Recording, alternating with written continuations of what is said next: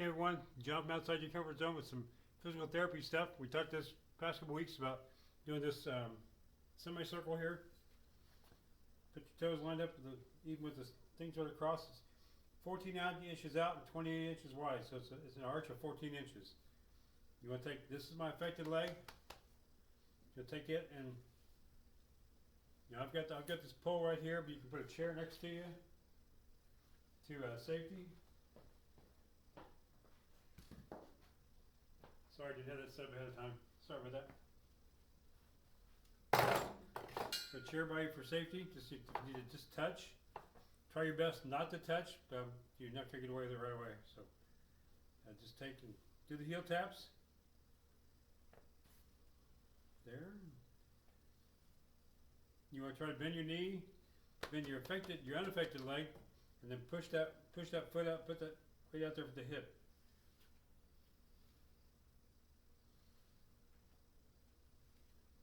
Tap, tap, tap, tap, tap. So we talked about doing some of those. I would do around the clock 10 times. I did that 2 or 3 times a day. And then the other part I have was the heel taps on the stairs. Let me switch this around a little bit. And we'll take the camera over here. I think I'd use it from here. I think is what I did last time. Let me come out a little bit farther, get away from this pole. You do heel taps on the stairs. You see I've got my hand touching the rail, or touching the wall. This is my affected leg again, so you want to do taps. Stand away from the stairs a bit and do tap, tap, tap, tap, tap, tap, tap.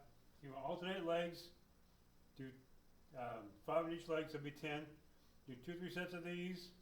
Do this 2 or 3 times a day. Work out. And the other part I have was the work on your hip flexors. So you stand at the side of the steps. You go up 1 step with your foot, and you want to go up like this. You're going to go down and just touch your leg. Just tap your foot. Try to keep your foot flat. Because you'll notice if you were trying to do one-legged stance or do the heel-to-toe stuff, your balance is off. This will improve your hip flexors and your hips so you get the balance, because you want to keep your hips horizontal through here. A lot of times when you're doing the one-legged stance, like they have you doing set therapy, if you're on your good leg, it's okay, but when you're on your affected leg, you tend to drop your hip, and that throws you off balance because you can't keep your balance. It's pulling you to one way or the other. If you look in the mirror and try to do them, and use a chair next to you, I got this pole right here, but look in the mirror and watch your hips. Pull your shirt up so you can see your hips, and you'll see that when you go to do one-legged stance, that all of a sudden you drop the hip. Once you let go of something, you'll drop it. But if I go with my affected leg, it's okay. I can stand there but all day long and not worry about it. So, but if I use my affected leg, this is the unaffected, this is the affected leg. I go to this and just try to let go of the pole. I last about 4 seconds. I'm already touching the pole over here. You see me touching. But this works on your hip flexors to pull your hips up straight. See, you got your balance. Then you're also working your ankle and your knee to try to work on that balance through there also. So doing these, I said, I got a wall in front of me here. So just reach up here and just come down to touch. Back up.